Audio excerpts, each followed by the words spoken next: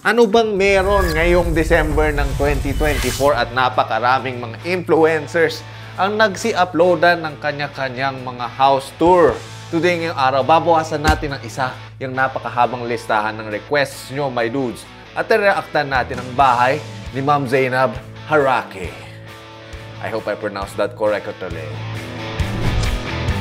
So sabis, for today's video, we're going to do a house tour. Isa lang masasabi ni Mami, arat na!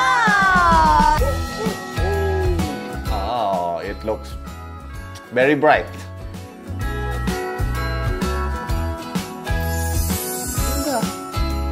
Oh, ito, makikita natin yung kanilang lote, my dudes. So when it comes to rectangular lots, may dalawa lang na pwede mangyari dyan. Is either narrow lot siya, kung saan ito yung frontage nyo, or wide lot siya, kung saan ito yung frontage nyo, or nandyan yung kalye. Right there. Now, yung lote nila Ma'am Zainab ay wide lot siya. And maraming advantages yung gantong mga klase na lote. One ay marami tayong parking slots. As we can see sa lot nila, they have 4 parking slots, which is good. Second ay magandang curb appeal ng bahay nyo dahil nga maluwang yung lote nyo. Yung bahay nyo ay maluwang din siya tignan or malaki tignan. Pero may downsides ito, my dudes, dahil nga paluwang yung lote natin, mas maliit yung bahay na malalagay natin. So let's say parehas yung size nitong lot na to at ito. Pag dito, mas maluwang yung kailangan mo ilagay na setback. Kasi usually pag nagpaplano tayo ng mga bahay, ang setback sa harapan ay mas maluwang compared sa sides. So isa sa mga common na setbacks ay sa harap may 3 to 4 meter na setback. Sa sides naman, 2 meters lang. Sa likod, 2 meters din.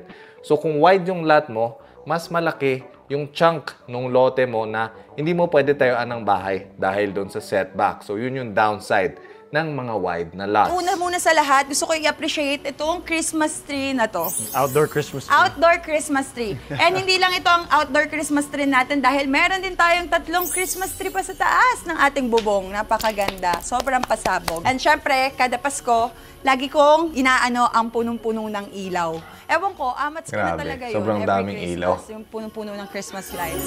In olden times, hindi advisable na maglalagay kayo ng ganito kadaming mga Christmas lights dahil incandescent pa yung gamit natin ng mga light bulb. Magastos sa kuryente yung mga ganon. Easily, yung isang wire strand na 100 light bulbs, aabot ng 40 watts yung Christmas lights. Pero ngayon na may LED na tayo, usually 5 to 10 watts lang yung equivalent na 100 light na string. So ngayon, pwede nyo nang punuin yung bahay nyo ng mga Christmas lights without worrying. Ariga thanks, modern technology. One more fun fact about LEDs, my dudes, ay less yung na-attract nito ng mga bugs or mga insekto as compared dun sa mga incandescent na lights. Kasi less yung UV rays at infrared light na naproproduce niya. Very Christmassy. Huh! May leopard. Nagulat ako doon. Laki ng Christmas tree. Magaling ang decorator nila. Now, isang bagay na napansin ko dito sa show kitchen ni Ma'am Zainab ay gumamit sila ng overhead na range hood or overhead na exhaust as compared sa iba na gumagamit ng downdraft exhaust para mas malinis tignan kasi nakatago siya dun sa counter. Yun nga lang, yung mga downdraft exhaust ay mas mahina siya pag ikukumpara natin sa overhead exhaust na tulad nito, which is mas malakas yung higop naturally kumpara dun sa downdraft exhaust. Now, speaking of exhaust fans, saan kukuha ng kuryente yan? Sa wires, which dumadaan sa mga electrical conduits, which are very, very important pagdating sa safety ng bahay nyo. Now, fun fact, my dudes, ang pinakaunang flexible electrical conduit dito sa Pilipinas was made by Moldex and they called it the Moldflex. And para ma-determine nyo kung legit nga ba yung flexible conduit nyo na Moldflex, pwede nyo hanapin yung naka-emboss na Moldflex Electrical dun sa buong rolyo. Now, bakit importante na legit Moldflex ang bibilin nyo? It is because the real Moldflex ay fire resistant and makapal siya, so hindi siya basta-basta mapipipi pag naapakan nyo. Now, kung OC kayo at gusto nyo same yung brand ng inyong electrical conduit sa ibang parts ng inyong electrical system, not to worry dahil may available din ng Moldex na ganito under their Moldcon line. So, they have fire-resistant na junction and switch boxes. And not only are these fire-resistant, matibay din siya kasi makakapal yung kanyang walls. And maluwang din ito kumpara sa ibang mga brands. So because of this, mas mabilis at mas maginhawa yung installation ng electricals dito. So tipid sa labor at iwas sakit ng ulo. So para sigurado at kampante kayo sa electricals nyo, go for the OG, Moldex. And syempre, ito ang pinaka-favorite namin ngayon sa sala. Oh. Tell them. Ang maiwaga naming Christmas tree. Yung mahiwaga Christmas. Very Mas- gold. Okay, I see you. I see you with the giant Christmas tree. But aside from the Christmas tree, ang ganda ng view dito sa bahay nila Ma'am Zainab. So dito, makikita nyo ang view kapag ganyan, no? Yes. Medyo padilim na talaga ng bongga, pero grabe. Dito Now, one thing na napansin ko dito, kung titignan natin on top of Sir Ray's head, ay makita natin maganda yung kanyang dreadlocks. Aside from that, ay meron tayong parang biga kung saan may isang linya dyan or may gilit, which we usually call a drip mold. And yung purpose ng drip mold ay para hindi tumuloy yung tulo ng tubig hanggang dito sa loob ng biga. So pag titignan natin ng pa-side view, yung biga na yan ay may ganyan yan. This is what is called a drip mold. So let's say umuulan dito, yung tubig ay pupunta dyan, gagapang, and then tutulo. Pababang ganon para hindi tumuloy yung water papunta sa loob ng bahay. So yun yung purpose ng mga drip mold, ay ma-reduce yung mga stain nung drips natin na at least yan lang yung part na lilinisin mo. Dito naman sa kitchen area, hindi talaga kami kasi dito nagluluto unless yung mga lutong eme-eme lang na Show mga kitchen lang cutie-cutie siya. para din hindi nangangamoy sa loob ng bahay. So may mga cabinets and syempre the ref. Pwede din magluto dito pag mga cook show bagay dito. O sa mga ano naman dyan. Not gonna lie, my dudes, mga gantong kitchen for entertainment purposes lang siya. Parang if you have friends over tapos gusto nyo ipainit yung mga tinake-out nyo, boom, show kitchen is usually yun lang yung purpose niya. Siyempre, kapag kami mga bisita, kumakain, whatsoever, kailangan natin ng powder room. So, here's our powder room. Ayan, isa-isahin talaga natin ito lahat. Para makita nyo kung anong nangyayari sa bahay At natin. syempre may automatic na toilet. This is smart home. Smart home. Yan.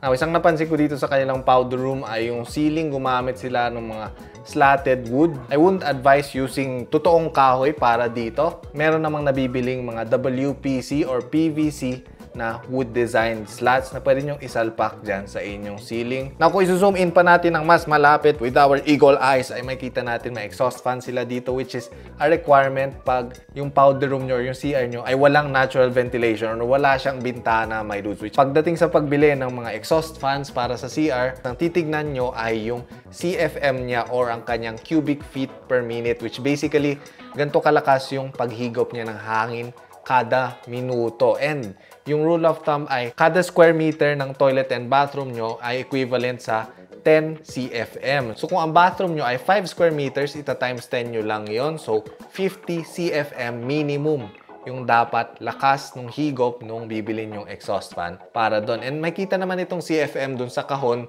or dun mismo sa katawan nung bibilin nyo na exhaust fan, my dudes. Nakikita nyo na yan. Andi dito ang aming kwarto. Napanood nyo na yung what's in my room. Ang ganda nung pintuan ng kanilang kwarto, my dudes, ha. So, kung titignan natin banda rito, pocket door siya, kung saan sliding siya, pero tatago siya sa loob ng wall natin. So, pocket door. Meron naman tayo yung mga barn door na tulad niyan. Pagkakaiba lang nila ay hindi magtatago sa loob ng wall natin yung mga barn door. So, syempre, our room. Ayan. So, syempre, our bed. Ayan. Syempre, the view. Ganyan. Belle did a great job of organizing Ganda ng view. everything.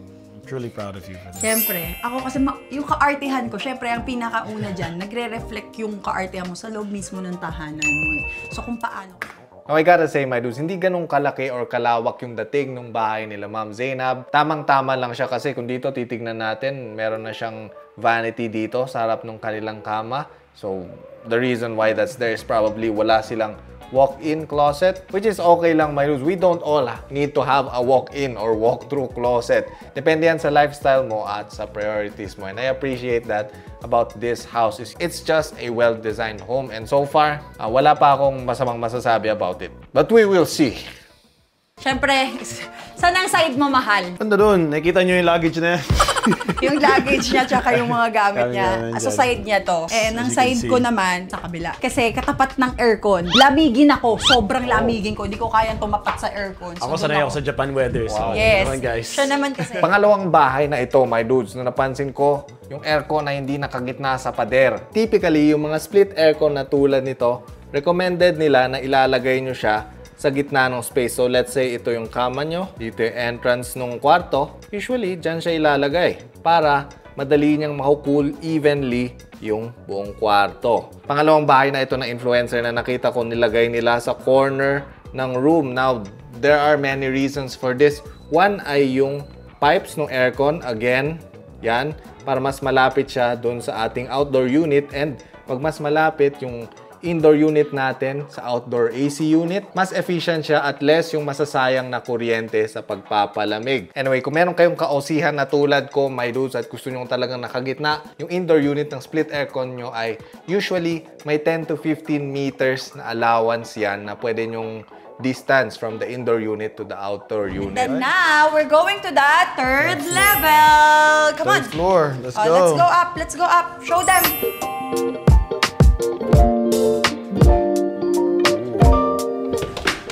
Very unconventional yung pagpangalan nila dun sa levels. Kasi kanina mukhang ground floor yon.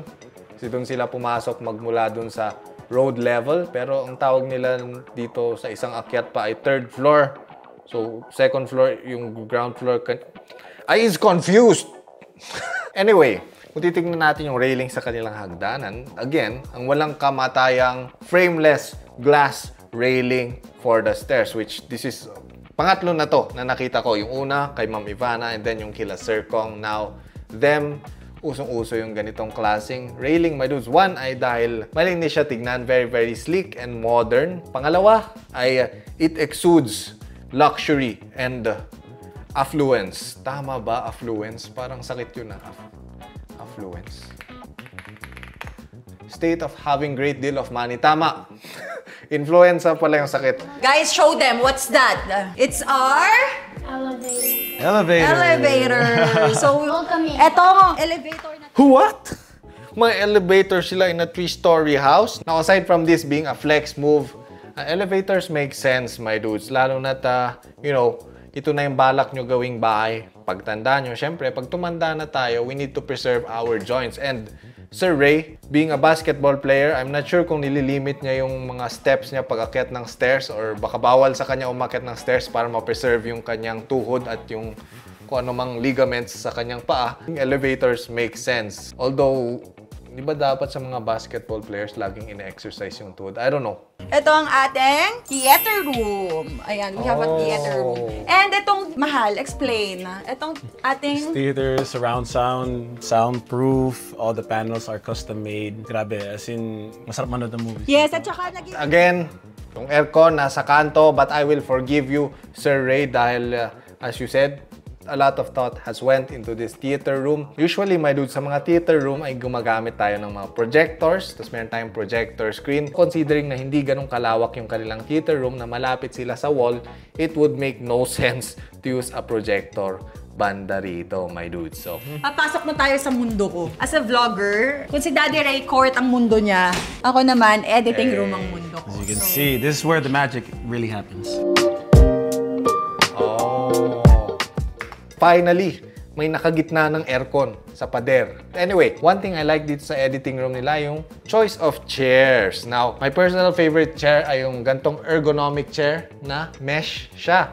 Kasi pawising bata ang Tito Oliver nyo. So, dahil mesh siya, hindi ganun kainit yung likod ko. Kasi nauso ngayon, my dudes, yung gaming chairs na gawa sa leather, all that stuff. Ang init nun, my dudes. So, pasok na tayo dito. Ito na. Isa to sa mga talagang entertainment basement baka mo. Ito na. Napansin ko ay gumamit sila ng artificial grass or turf. And one giveaway ng paggamit ito ay kung titignan natin may mga dugtungan. Ayan, those straight lines, dugtungan ng turf. Now, ang turf ay maraming pros. Low maintenance siya.